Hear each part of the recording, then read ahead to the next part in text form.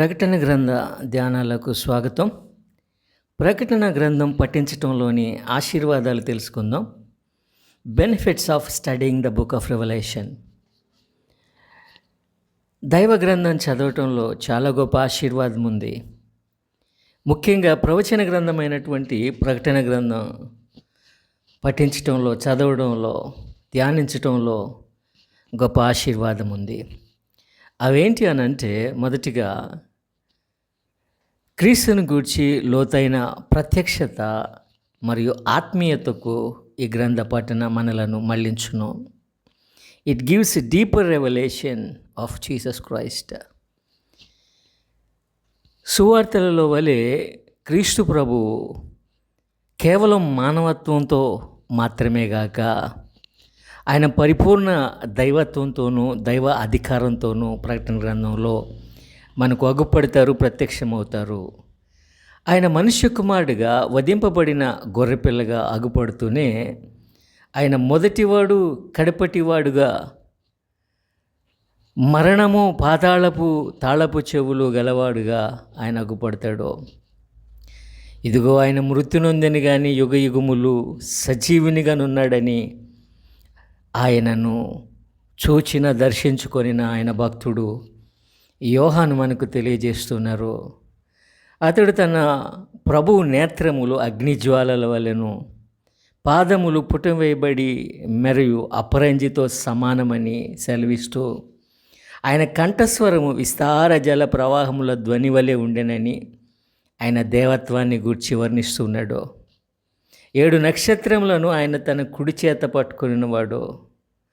ఆయన ఎవరో లోతుగా ఎరిగినటువంటి యోహాను భక్తుడు ఒకనాడు ఆయన రొమ్మున ఆనుకున్న మనుషుడు అయినప్పటికీ కూడా ఆయనను చూచి ఇప్పుడు ఆయన పాదాల మీద చచ్చిన వాని వలె పడితిని అని చెప్తాడు.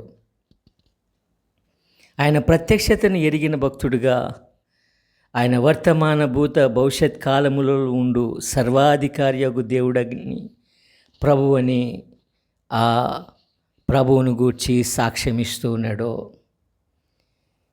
రెండవదిగా, ప్రతి పరిస్థితి దేవుని స్వాధీనమని ఈ గ్రంథం తెలియచేయును. It tells God's సోవరెనిటీ.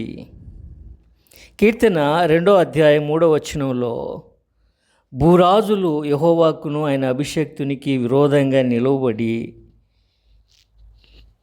ఏలికలు ఏకీభవించి ఆయనకు విరోధంగా ఆలోచన చేయుచున్నారని, ఆకాశమందు ఆసీనుడగువాడు నవ్వుచున్నాడని వ్రాయబడెను.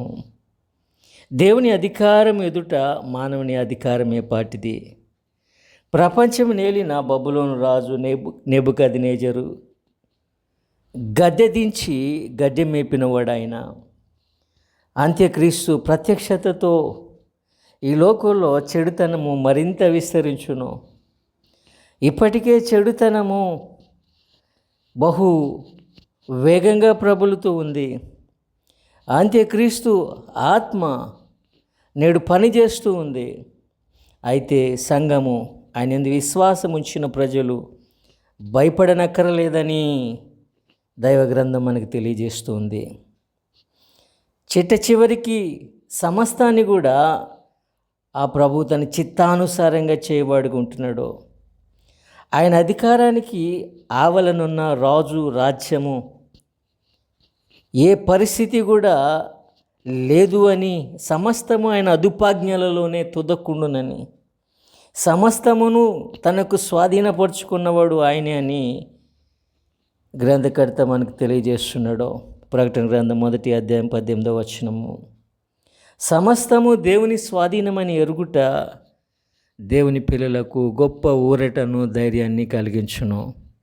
కాబట్టి గ్రంథము ప్రతి పరిస్థితి దేవుని స్వాధీనమని, దేవుని పిల్లలు అధైర్యపడ పని లేదని మనకు తెలియచేయును.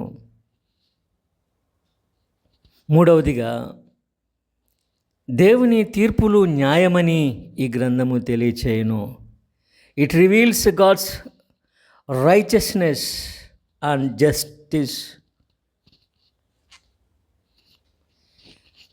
ఆయన తీర్పులు న్యాయమైనటువంటివి, స్వార్థం, దుష్టత్వం నిండిన ఈ లోకంలో బలవంతుడు, అధికారం కలిగిన వాడు విర్రవీగుతూ బలహీనుని బాధ పెడుతూ ఉంటాడు. నిరపరాధులు, పరిశుద్ధులు హింసకు గురి అవుతూ ఉన్నారు. నిరపరాధి రక్తం చిందించబడుతోంది. లోకం పాపంతో నిండిన దాన్ని బట్టి ఈ సృష్టి సహితము భారంతో మూలుగుతూ దేవుని కుమారుల ప్రత్యక్షత కొరకు ఎదురు చూస్తోందని రోమపత్రిక 8వ అధ్యాయం 19-20 వచనాల్లో చూస్తాము. దేవుని సింహాసనము క్రింద హతసాక్షుల ఆత్మలు, ప్రభువా దుష్టత్వానికి ఎప్పుడు తీర్పు తీరుస్తావు, నీతి రాజ్యమును ఎప్పుడు స్థాపిస్తావు, ఇంకా ఎంతకాలం అని మొరలు పెడుతూ ఉండటం మనం గమనిస్తాము. సామాన్య మానవుడు సైతము దేవుడు ఎప్పుడు న్యాయము తీర్చునని నేడు కూడా ప్రశ్నిస్తూ ఉన్నాడు. తప్పక ఆయన తన ప్రజలకు న్యాయం తీర్చును. ఆయన తీర్పు న్యాయమైనదిగా ఉండబోతూ ఉంది. ఈ లోకల్ అన్యాయానికి గురి అయినటువంటి మనిషి ఆందోళన చెంద పని లేదు. ప్రభు త్వరగా రాబోతూ ఉన్నాడు. ఆయన న్యాయం చేయును ప్రతి ఒక్కరికి కూడా. ఆయన తీర్పులు న్యాయమైనటువంటివి, ఎందుకంటే ఆయన నీతిమంతుడు. పరలోకమందు ప్రతి మనుష్యుడు కూడా ఆయన న్యాయమైన తీర్పును బట్టి తృప్తి నొందును. ఏ ఒక్కరు కూడా ఆయన న్యాయమును ప్రశ్నింపజాలరు.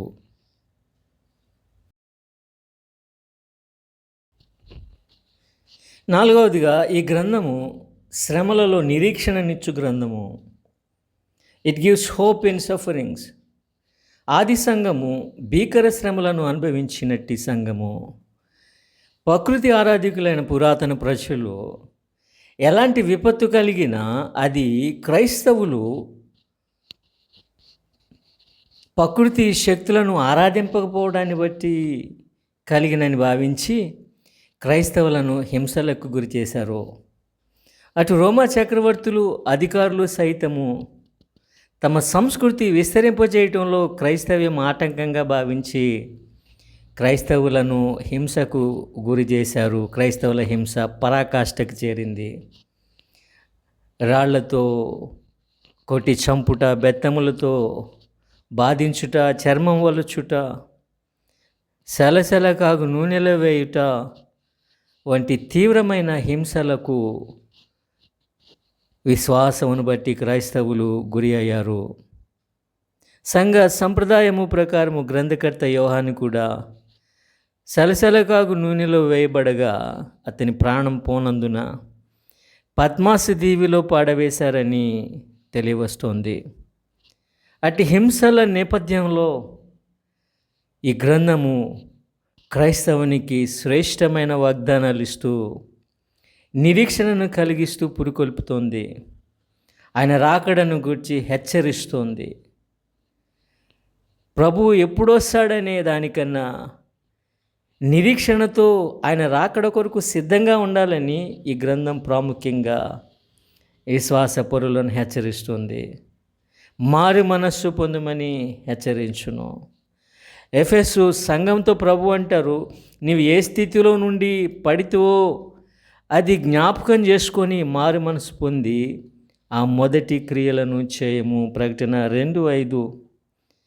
విశ్వాసులకైనటువంటి హెచ్చరిక వారు ఎప్పుడో పొందిన మారు మనస్సు గూర్చి కాదు, కానీ అనుదిన మారు మనస్సును గూర్చిన హెచ్చరిక, వారు విడిచిపెట్టిన మొదటి ప్రేమను గూర్చినటువంటి హెచ్చరిక.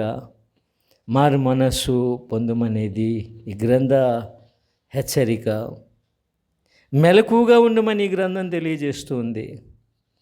ప్రకటన 3:2-3 వచనములలో ప్రభు అంటున్నారు, నీ క్రియలు నా దేవుని ఎదుట సంపూర్ణమైనవిగా నాకు కనబడలేదు కనుక జాగరూకుడివై ఉండుము అంటున్నారు. నువ్వు జాగరూకుడివై ఉండని ఎడల దొంగ వలె వచ్చేదను, ఏ గడియ నీ మీదికి వచ్చేదనో నీకు తెలియదు. కాబట్టి జాగ్రత్తగా ఉండు, మెలకువగా నుండి అనే హెచ్చరికలు సంఘానికి ఇవ్వబడుతూ ఉన్నాయి. నిరాశ నిస్పృహలలో హెచ్చరిక చేయబడతా ఉంది సంఘం. లెక్కలేనితనం హెచ్చరించబడతా ఉంది. శ్రమలలో నిరీక్షణ ఈ గ్రంథం కలిగిస్తూ ఉంది. నమ్మకంగా ఉండాలని సంఘానికి ప్రభు సెలవిస్తూ ఉన్నారు. జయించువానికైనా అనేక ఆశీర్వాదాలు, ప్రతిఫలమగు బహుమానాలు గ్రంథము ప్రకటిస్తూ ఉంది. నమ్మకత్వానికి విశ్వాసిని పురికొల్పుతూ ఉంది. అంతేకాకుండా 3వ అధ్యాయం 15వ వచనములో ఆత్మీయ మంట కలిగి ఉండాలని దేవుని పిల్లలు హెచ్చరించబడుతూ ఉన్నారు. నీవు చల్లగానైనా వెచ్చగానైనా ఉండిన మేలు అని చెప్పబడుతూ ఉంది. ఈ రీతిగా ప్రతి విధమైనటువంటి హెచ్చరిక ఈ గ్రంథం ఇస్తూ మనుషులకు, దేవుని పిల్లలకు నిరీక్షణను కలిగిస్తున్న గ్రంథము, శ్రమలలో పురికొల్పుతున్న గ్రంథంగా ఈ గ్రంథం ఉంది. 5వది, ఈ గ్రంథము శక్తివంతమైన ఆరాధనకు మనలను పురికొల్పును. It inspires us for powerful worship. శక్తివంతమైన ఆరాధనకు మనలను ఈ గ్రంథం పురికొల్పుతోంది. ఈ గ్రంథము దేవుని మహిమను వెల్లడిస్తూ ఆరాధనకు మనలను పురికొల్పును.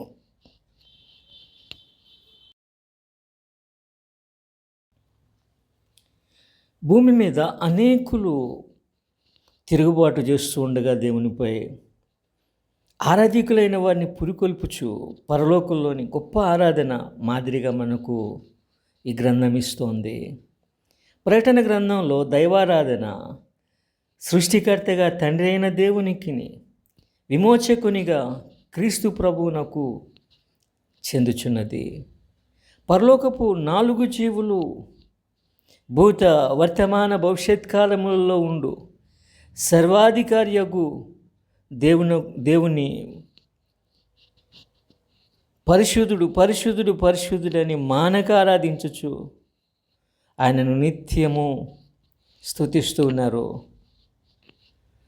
24 పెద్దలు, ప్రభువా మా దేవ, నీవు సమస్తమును సృష్టించితివి, నీ చిత్తమును బట్టి అవి ఉండెను, నీవే మహిమ ఘనత ప్రభావములు పొందిన అర్హుడవని తమ కిరీటములు ఆయన సింహాసనం ఎదుట వేసి తండ్రి అయిన దేవుని ఘనపరిచి ఆరాధిస్తూ ఉన్నారు.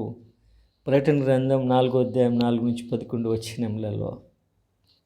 అదే సమయంలో కోటాను కోట్ల దేవదూతలు సహితము వధింపబడిన గొర్రెపిల్ల శక్తియు ఐశ్వర్యమును జ్ఞానమును బలమును ఘనతయు మహిమను స్తోత్రమును పొందనర్హుడని గొప్ప స్వరంతో చెప్పుచు విమోచకుడైన కుమారుని ఆరాధించుట మనకు అగుపడుతుంది. ఆ రీతిగా సింహాసనాసీనునికి గొర్రెపిల్లకు స్తోత్రములు ఆరోపింపబడుట మనము 5వ అధ్యాయంలో కూడా మనం చూస్తాము. పరలోకపు ఆరాధనలో సాష్టాంగపడుట, తలలు వంచుట, గొప్ప స్వరమెత్తి స్తుతించుట, తమ కిరీటములు ఆయన ఎదుట వేయుట, కీర్తనలు పాడుట వంటి వాటి ద్వారా తమ ఆరాధనా భావనను పరిశుద్ధులు వ్యక్తపరిచారు. పరలోక ఆరాధన మానక రాత్రింబగళ్ళు కొనసాగుచున్న నిరంతరమైన ఆరాధనగానుంది. వారు అలసట నొందని వారిగానున్నారు. ప్రకటన 4:8 నందు. గాన ఆరాధన ఆరాధికుని జీవన విధానమే కానీ ఒక కార్యక్రమం కాదు. ఆరాధనలో భాగమైన స్తుతులు, ప్రార్థనలు ధూపం వలె దేవుని సన్నిధికి చేరుతున్నాయి. ప్రకటన 8వ అధ్యాయం 3-4 వచనాలు. నిజ ఆరాధన త్రియేక దేవునికే చెందునని ప్రకటన గ్రంథం మనకు తెలియజేస్తుంది. దేవదూతలకు సైతము ఆరాధన చెందదు. వారు కూడా మానవులతో కూడా సహదాసులుగా తెలియజేయబడుతోంది. ప్రకటన 22:8-9 వచనాలు. అసలు ఆరాధించుటకే మానవుడు నిర్మింపబడ్డాడు గాన ఆరాధన మానవ జీవితపు ధన్యత. పరలోకపు శ్రేష్ఠ ఆరాధనలో పాలు పొందటానికి ప్రభు త్వరగా వచ్చి శ్రేష్ఠులైన తన ఆరాధికులను ఆయన కొనిపోనున్నారు. అదే దేవుని బిడ్డలకైన గొప్ప నిరీక్షణ.